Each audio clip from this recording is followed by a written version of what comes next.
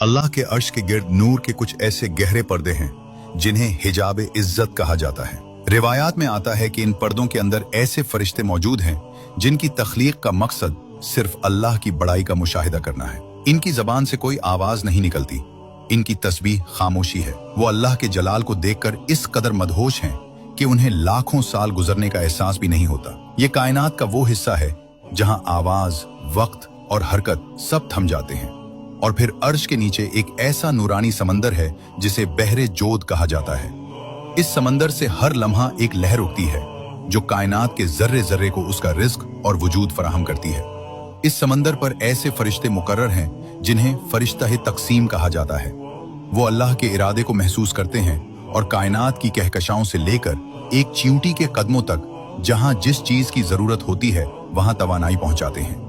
और सिदरतुल मुंतहा के बारे में एक अजीब रिवायत ये भी बयान की जाती है कि उसके पत्तों पर कायनात की हर जिंदा चीज का नाम लिखा होता है। जब किसी की मौत का वक्त आता है तो उसके नाम का पता झड़ जाता है और वो मलकुल मौत के हाथ में आ गिरता है।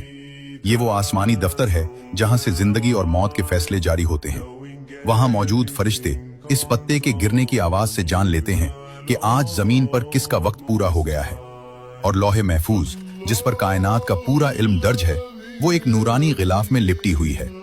इस गिलाफ की हिफाजत पर ऐसे फरिश्ते मुकर्रर हैं जिन्हें मुकर्रबून कहा जाता है, लेकिन उन्हें भी ये इजाजत नहीं कि वो लौहे महफूज के तमाम राज पढ़ सकें।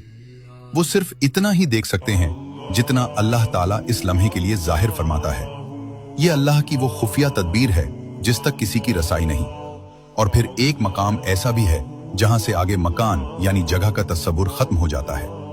इस मकाम को लामकां कहा जाता है। वहां न वक्त गुजरता है, न कोई मादा मौजूद है। वहां सिर्फ अल्लाह का खालिस नूर है। इस सरहद पर ऐसे फरिश्ते खड़े हैं जो कायनात के आखिरी पहरेदार हैं। वो इस नूरानी सरहद की हिफाजत करते हैं ताकि कायनात की कोई भी मखलूक अपनी हद से बाहर न निकल सके।